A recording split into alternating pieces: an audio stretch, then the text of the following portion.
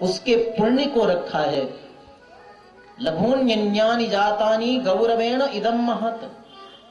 अपनी गुरुता, अपने वैशिष्ट्य के कारण भागवत कथा का जो पुण्य रूपी पलड़ा था वो भारी होने के कारण नीचे हो गया, और बाकी के जितने सत्कर्म पुण्य का पलड़ा था वो हल्का होने के कारण ऊपर हो गया। उसी दिन से ब्रह्मा जी भी भागवत को साक्षात भगवान का स्वरूप मानकर आराधन पूजन करने लगे हैं। बोलिए श्रीमद् भागवत महापुराण की। इसकी विशिष्टता और इसकी विलक्षणता, इसका वैशिष्ट्य सूत जी महाराज कहते हैं, सौनकादि ऋषियों से हम और आपको बताते हैं। एक बार देवर्षि नारद भ्रमण करते करते पृथ्वी को बहुत उत्तम मानकर स्वयं साक्षात भगवान भी श्लोक में अवतार लेते हैं। कितनी पुण्य भूमि होगी ये भारत भूमि, जहां भगवान के सभी अवतार होते हैं, जहां पर 5 वर्ष के बालक की तपस्या से प्रभावित होकर भगवान उतर आते हैं। जिस भारत देश में एक गज हाथी भगवान को पुकारता है तो भगवान प्रकट होते हैं। ऐसी भारत भूमि और भारत भूमि में रहने वाले लोगों के विचार भावनाएं कितनी उदात्त होंगी, कितने श्रेष्ठ होंगे लोग। यह सोचकर नारद जी भ्रमण करते हुए निकले। बहुत तीर्थों में गए, पुष्करम चा प्रयागम चा काशीम गोदावरीम तथा हरिक्षेत्रम कुरुक्षेत्रम श्रीरंगम सेतु बंधनम, ये सभी तीर्थों में गए। लेकिन देखा क्या, कली के प्रभाव से लोगों के मन खराब हो चुके थे। परस्पर लोगों में राग द्वेष होने लगा था। सत्यम नास्ति तपः दानम दया दानम न विद्यते। सत्य लोग बोलना छोड़ दिए, तप लोग करते नहीं, पवित्रता रखते नहीं, दया है नहीं, करुणा है ही नहीं। अपना उदर पोषण करना ही सबसे बड़ा परमार्थ हो गया। लोगों के वचन वाणी बड़ी कटु हो गई। लोगों की भावनाएं बहुत नीचे स्तर पर चली गई। यहां तक कि संत भी पाखंड निरताः, पाखंड का आश्रय ले लिए। और जब घरों में देखा तो तरुणी प्रभुता गेहे, तरुणियों का ज्यादा प्रभाव दिखा। लोग कन्या विक्रयण करते हुए देखे गए, मंदिरों को नष्ट कर दिए गए। ऐसा विचित्र विभत्स दृश्य नारद जी ने देखा। और जब किसी के घर गृहस्थी में जाकर प्रविष्ट हुए देखा तो वहां पर भी क्या दिखाई दिया कि अगर कुछ कार्य कराना है भाई साहब से तो होता नहीं। भाई साहब की चाबी होती है भाभी जी। हाँ, भाई साहब की चाबी भाभी जी। ऐसे ही नहीं, देवरानी का और जेठानी का और ननंद का भी अर्थ किया। ननंद का अर्थ क्या होता है? जो बहुत सेवा करने पर भी प्रसन्न नहीं हो, उसी का नाम ननंद है। ननंदती थी ननंद, सेवा करने पर भी प्रसन्न ना हो उसका नाम ननंद है। बहुत धन लेकर जो विवाह करे उसको कहते हैं जामाता दसमो ग्रह। जमाई को 10वां ग्रह बताया गया है। ये सब कुछ देखा नारद जी ने। ये तो सब सहन करते गए, लेकिन जब देवर्षि नारद वृंदावन में पहुंचे तो एक और बड़ा विचित्र दृश्य देखा।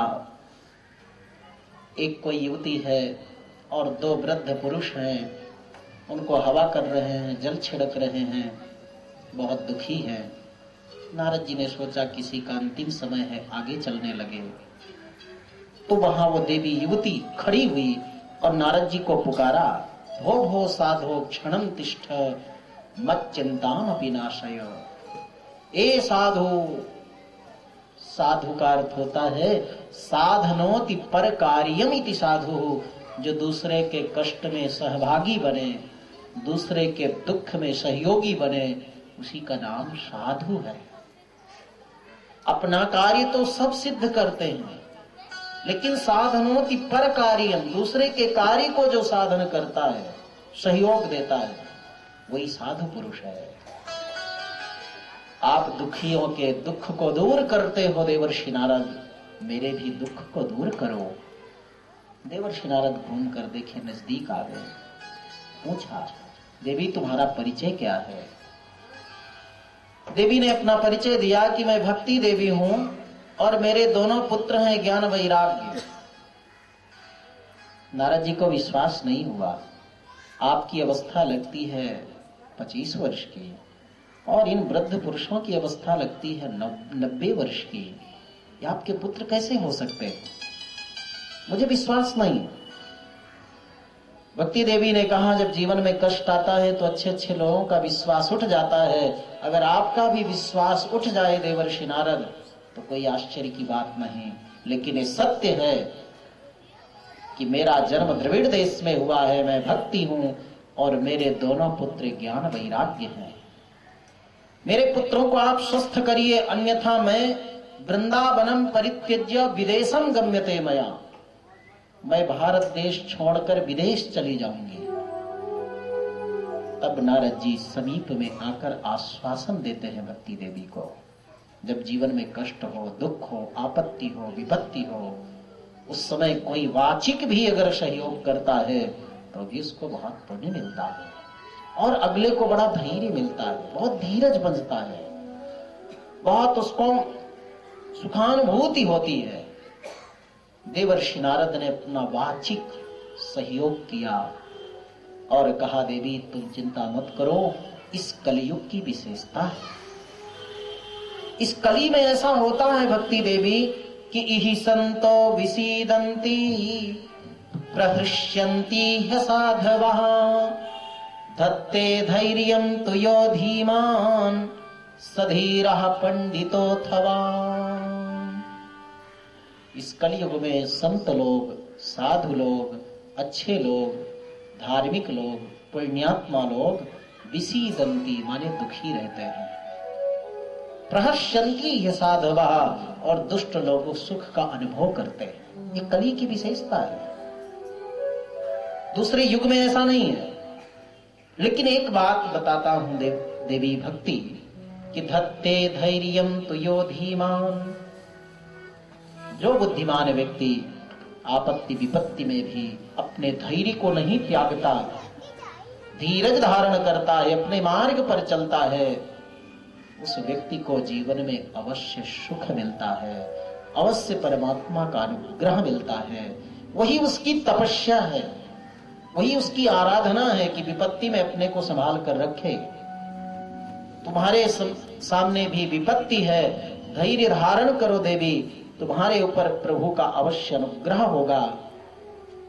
मैं तुम्हारे कष्ट को दूर करने का अवश्य प्रयत्न करता हूं। नारद जी ने मंत्र पढ़ा, जल छिड़का, लेकिन कुछ प्रभाव नहीं हुआ। तब नारद जी विद्वानों से पूछा। विद्वान महात्मा लोगों ने भी अपने दरवाजे बंद कर लिए, कान बंद कर लिए, माला झोली ले लिए। जिस प्रश्न का समाधान देवर्षि नारद को नहीं मिल रहा, हमें कैसे मिलेगा? तब देवर्षि नारद चलते चलते उत्तराखंड की ओर चले, बद्रिकाश्रम में पहुंचे, जहां सनक सनंदन सनातन सनत कुमार नैष्ठिक ब्रह्मचारी भगवान की आराधना समाधि में तल्लीन थे, मग्न थे। देवर्षि नारद और उधर शनकादि ब्रह्मर्षि, एक ब्रह्मर्षि और दूसरे देवर्षि जब मिलते हैं तो कोई ना कोई लाभ अवश्य संसार को मिलता है। एक दूसरे को मिलते हैं तो नमन करते हैं, प्रणाम करते हैं। आप भी जब किसी से मिलो तो जय श्रीमन नारायण, जय श्री कृष्ण, राधे राधे कहकर बुलाओ, पुकारो, वार्तालाप प्रारंभ करो। इसमें पुण्य है, धर्म है।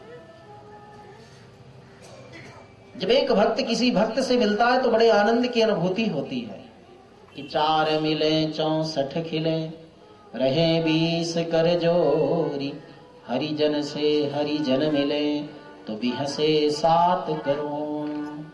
4 मिले, 2 आंख खिनकी, 2 आंख खुनकी, 4 मिले, 64 खिले माने दांत पूरे खिल जाते हैं, प्रसन्न हो जाता है व्यक्ति। 32 दांत इनके, 32 उनके, लेकिन सबके 32 दांत नहीं होते। किसी के 30 होते हैं, किसी के 28 होते हैं। 32